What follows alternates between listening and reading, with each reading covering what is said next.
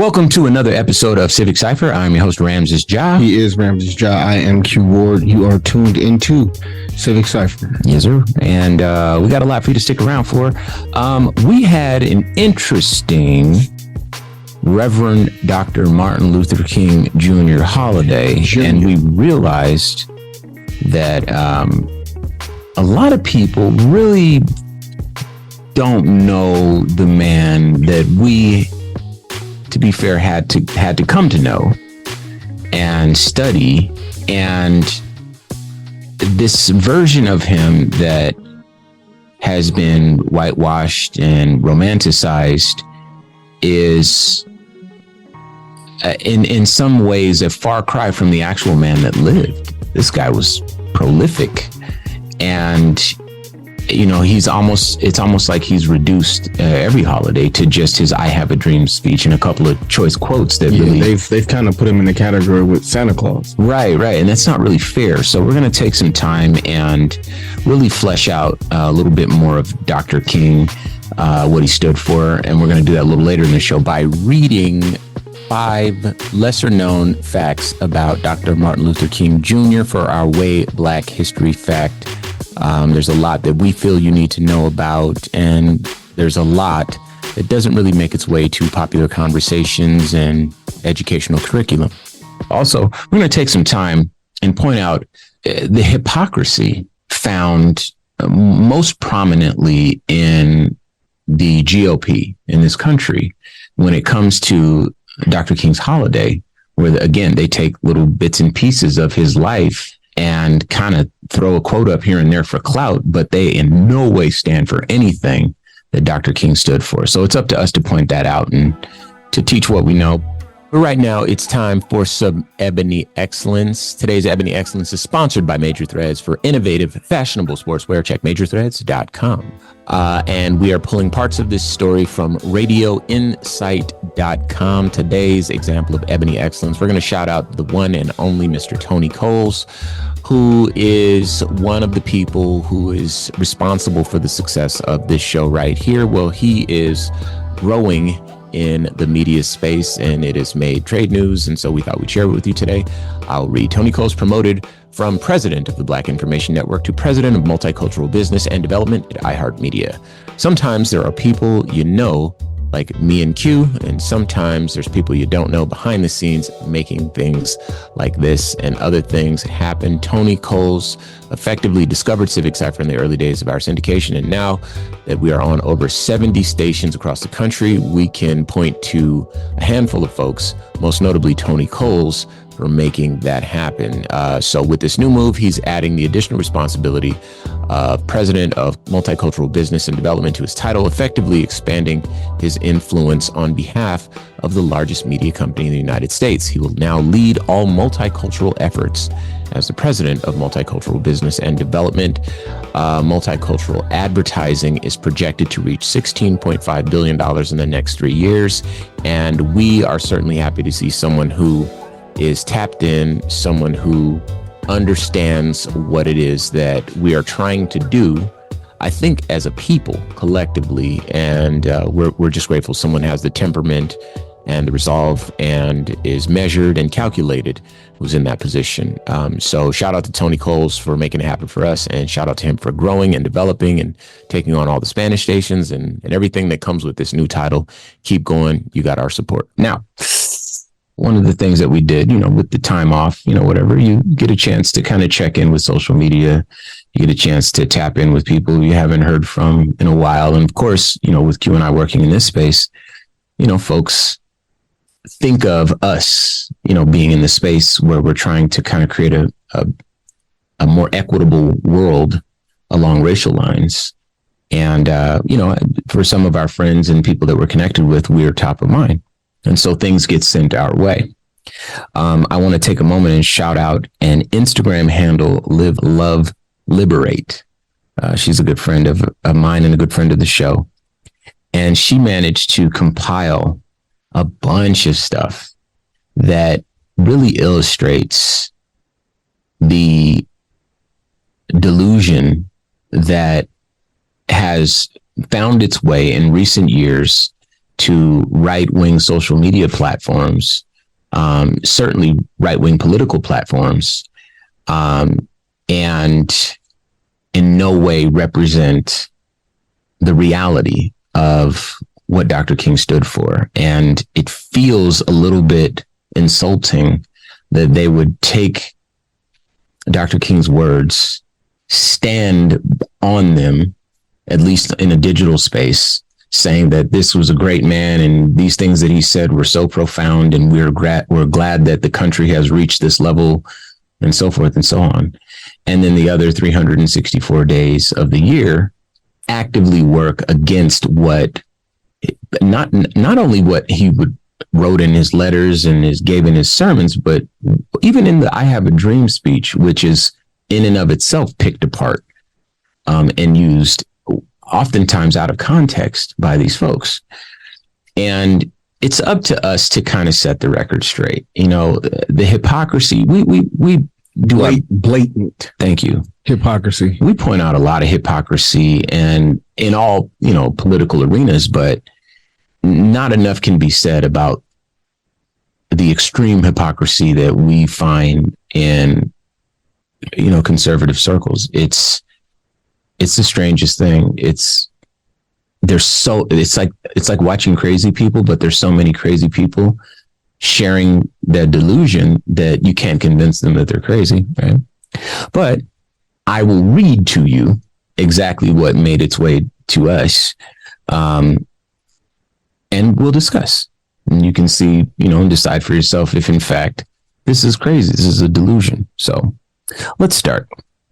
One of the things, and this was just a meme that was sent along that I thought was kind of important for us, getting into this subject matter right now. The meme was a child holding a poster, and the poster says, "Stop using MLK as an example of a peaceful protest. You shot him too." That's heavy, right? Yeah, right. There's nothing you can do that's good enough, right? Dr. King was certainly one of those people that had to push back against folks of the cloth, ministers and pastors and preachers, pushing back on him, telling him that he should not protest in a nonviolent way, right? And bear in mind that his approval rating, again, was 20% when he was alive. 20%. Now everybody looks back and goes, "Oh, Dr. King," But when he was alive, 80% of the people disapproved of him, his methods, what he stood for, his face, whatever. People just didn't like him. And that's something that this country loves to forget. I don't forget that, though. All right. First up, full disclosure, some of these are from this year and some of these are from previous years. Rand Paul. Okay. So Rand Paul is, again, conservative politician. Rand Paul quoting Dr. King on anything is laughable. Isn't that crazy? So here's it looks like a tweet from Rand Paul. It says, "As we honor MLK today, may his courage inspire us to redouble our commitment to working together for change. Let's commemorate the life of Dr. Martin Luther King Jr. by uniting the two Americas into one, an America that includes just ... Okay, so this is, the tweet, as you get the idea, they get the gist of it. And then in the screen cap that was sent to me, there's an article, and the headline says, "How Rand Paul blocked the Emmett Till anti-lynching bill while the nation mourned George Floyd." So this man talking about commemorating the life of Dr. King, uniting the two Americas, so forth and so on, it feels like, what it takes to unite the two Americas is to recognize that the two Americas have different views, have different concerns and different realities, right? This is something that I'm sure every politician can understand. But when you fail to account for one of those facets, one of those elements, halves, it seems less like I want to work together and more like I want to seize more power and subject you to my reality. Who in the world? And I need you to be okay with that. Right. Thank you. Who in the world would block the Emmett Till anti-lynching bill? while the nation was mourning George Floyd. I mean, we don't even need the second part. Who would block an anti-lynching bill, period?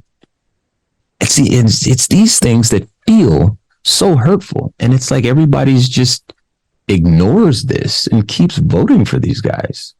I think you are providing too much grace. Yeah, go ahead. Because I do not think that all the people that vote for this man are ignoring that. Yeah, I think some of them, that's why they're voting for. Sure, I'll give you that.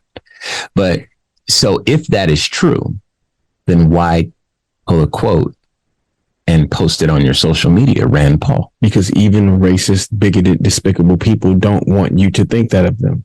Isn't that crazy? Racist people don't even like being called racist while doing racist things. Mm-hmm. Hey, when you're right, man. But you know, the craziest part about this is that it feels like like to a person like me, why would you quote Dr. King? Why not quote, Robert E. Lee, or one of your like real heroes, people that would also be opposed to the Emmett Till anti-lynching bill, right? Since this, your voting record shows me where your values are. Why not, quote a person like that? Why even celebrate Dr. King's Day? And it feels like they want to get some of that Dr. King clout. Now that they've whitewashed the legacy, they want to cash in on it, right? So I think that what you're saying is absolutely right. Just adding a couple of layers or a little bit more seasoning to it. But yeah, man, this is the strangest thing. I've never seen anything like it. All right, let's go on. Ron DeSantis.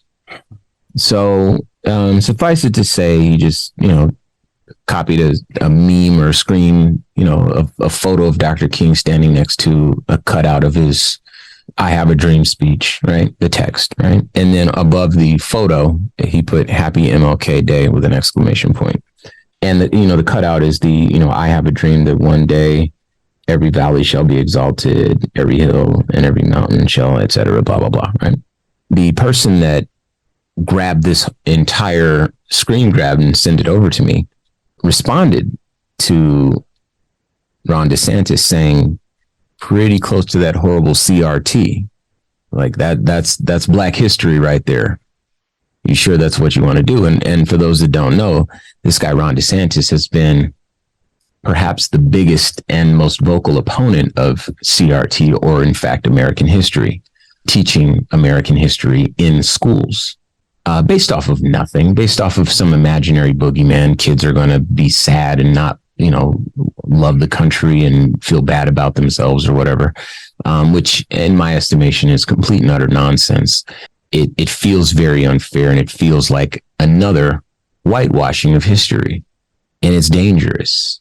But it's particularly hurtful when this person who does not want us as a country to look back, certainly doesn't want our children to look back, will readily pull from Black history when it keeps him slightly, I mean, in terms of the optics, looking slightly less racist than he absolutely is. And again, these are things that you need to know. Not everybody that, quotes the Bible is, going to heaven. I'm sure there's some sort of anecdote. Or even a believer. Sure. Quoting. There's some sort of anecdote that I've heard growing up. I come from a Christian tradition in my house. And so there's these little things that we pass around back and forth. But, the same seems to be true here with in the political arena with respect to Dr. King. Here's a funny one. The actual @GOP social media handle, which is, I'm assuming, the handle for the entirety of the political party known as Republicans in this country. They just put a post that says Happy Martin Luther King Day. And this is just sort of funny because the person also responded with a Clippy the clip art.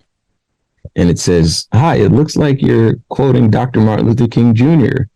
to try to hide the fact that you give comfort to racists. Would you like some help logging out forever?" Oh, that's awesome. Yeah, man, it's crazy. But, that one doesn't have as much, teeth in it from a journalistic standpoint, but it's just sort of something that's a little bit funny. Let's go to Ted Cruz. Ted Cruz has a post that And we realized this was from last weekend, but we had to talk about this because if we don't point out these hypocrisies, then you may associate these backwards political leaders on the right with an actual American hero who probably would be more left than everybody that even I know. And I'm way over there on the left, man. But, Ted Cruz, he put a post that says, today we honor the life and legacy of Dr. Martin Luther King Jr. Pretty standard. And then there's like a photo of Dr. King and, everything like that. And then there's a picture of him interrogating or interviewing, whatever you want to call it, Judge Ketanji Brown Jackson. And he's holding up the children's book. You remember that scene on the floor where the children's book was like basically an educational book for children about race and so forth. And so, again, Dr. King was certainly about educating, certainly about togetherness, fellowship, so forth. We need to understand each other. We need to support each other, help each other. And then Ted Cruz, almost everything that he's done in this space has been, if Dr. King were still alive, Ted Cruz would, based on his track record, would stand in opposition to almost everything Dr. King stood for. Almost everything. And so, again, just pulling a little bit of political, they reworked the image of Dr. King because he wasn't Malcolm X. They reworked him, made him a little bit more, friendly, like you said, made him into basically Santa Claus, and then took him for themselves. And it feels like, wait, and we've seen this happen with music, with rock and roll, with, we've seen it happen time and again with all bits and pieces of our culture. It's taken from us, it's whitewashed and repackaged, for a white audience. But to see this happen with Dr. King, someone who in many ways is a moral guidepost for not just Black people, but for this entire country, to have his legacy and his story be co-opted, his words be co-opted and used in these circles where the source of the hatred that we're dealing with, the source of the conflicts, we can't figure this gun stuff out. We can't figure none of this stuff out. And often enough, it's those people on that side of the aisle that are standing in the way. And as you mentioned, very intentionally, out loud, not hiding it. They wide open. And then all of a sudden, Dr. King's, holiday comes around and everybody's like, oh yeah, kumbaya. And then the day after they get right back to it. All right, let me continue. Here's another name, Mitch McConnell says, today we honor an American hero, the Reverend Dr. Martin Luther King Jr. His dream of equal justice and abundant opportunity inspired our nation to make historic progress and continue to make us better to this day. And this quote was superimposed. Are people serious? This quote this tweet rather from Mitch McConnell is packaged, as it was sent to me, was packaged with a photo of Mitch McConnell receiving an award standing in front of a gigantic Confederate flag. And he's old as dirt. So he's basically the same age as he is now.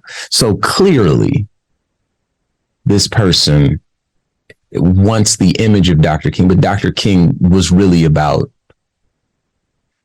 togetherness. And Mitch McConnell just used his words, but, standing in front of that flag, you'd be hard pressed to make a case that that's what you're really on. It's like they've gone out of their way to make Dr. King benign. Yeah. Toothless. Mm-hmm. Soft, a word that you often use to remind people that you aren't. So ain't. They want him to be perceived that way. So it's not just whitewashing, but making him harmless, right? In many ways, it can't be perceived that he was at one point opposed to and by the government. Oh yeah, right. So now that his approval rating is 100, and the most romanticized parts of the dream speech, because the "I have a dream" speech in and of itself is not even all kumbaya. But packaged that way, very intentionally, take out this really, really sweet, really, really warm part, make it very, very Hallmark, make him very, very animated, make him very, very much a character. Mm-hmm. right? And like I said, a benign, harmless, toothless, warm, soft character, when he was at his core the opposite of all of that, and more selflessly for us probably than anyone ever. How about that? Like his rap sheet with regards to the causes that helped us, long and impenetrable. Yeah. That part of his legacy cannot be tarnished or questioned. For real, willing to sacrifice it all, as he ultimately did, for all of us, and not just skin folk. Yeah. And this is another thing that we need to share with you.